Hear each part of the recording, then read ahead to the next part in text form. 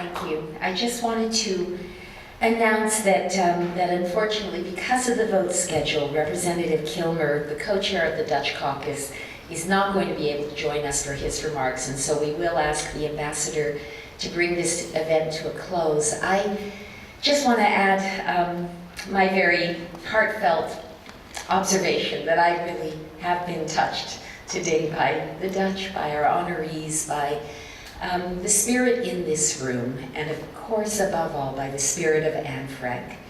I too had tears, Father Donovan, when the beautiful symbol of your award was unveiled, that chestnut tree leaf with the beautiful glossy seed inside, and knowing that that's what she looked at for hope from her window in the secret annex. And somehow it is fitting that this young woman of such promise, of such insight, of such spirit and character and optimism and faith in the world and in humanity, should, through her words, remain for us ever young.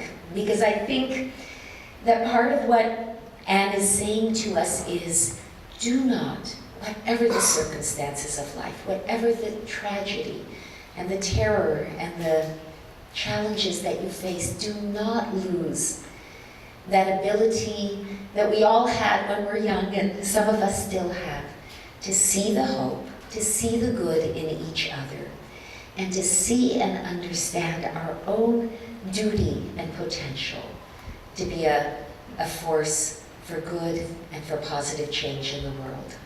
We thank you all for being here today. We have been richly rewarded for our presence. And in a final administrative note, I'd like to ask those of you here to give the honorees a moment after the ambassador draws this event to a close to come up for photographs. I'd also like to encourage those of you who didn't yet have a chance to look at the incredible photo exhibit at the back.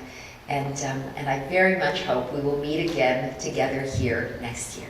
Thank you. Mr. Ambassador.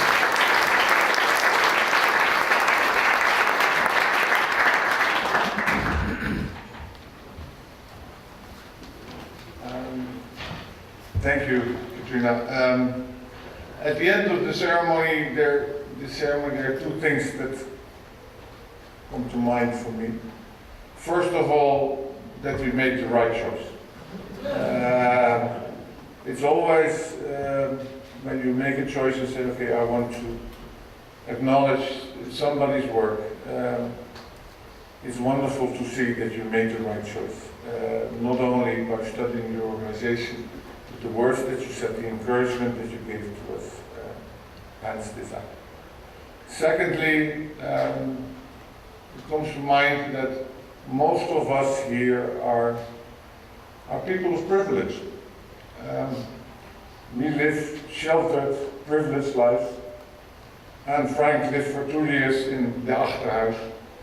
And the only thing that she could see was, through a little window, was the blue sky and the top branches of the chestnut tree. And that was it. And she had to be silent during the day, and she could move around a little bit during the night. And she shared the 2 rooms of the Achterhuis with another family, another person, and her own family. We live differently. And as I said last night, the Anne Frank Award is for the people who are the activists, the people who see injustice and make the decision to confront it and to say, I have the ability, the possibility, sometimes the bully pulpit, to do something about it. That is what the Anne Frank Award is about. That is the recognition that we give to you. We hear you. We acknowledge what you do. We are proud of what you do. But I think more than that, for all of us here in this room, we should say we support what you do in any which way you can. Your work deserves our support. Not only the support of the Anne Frank Award, but the support on a daily basis from all of us in recognition of the fact that you are willing as I said before, not to cross the street when you see some awkward situation coming towards you, but say, I can do something about it. Thank you for your activism. Thank you for not walking away from the problems in the world. Thank you for being our honorees this year for the Anne Frank. Thank you very much.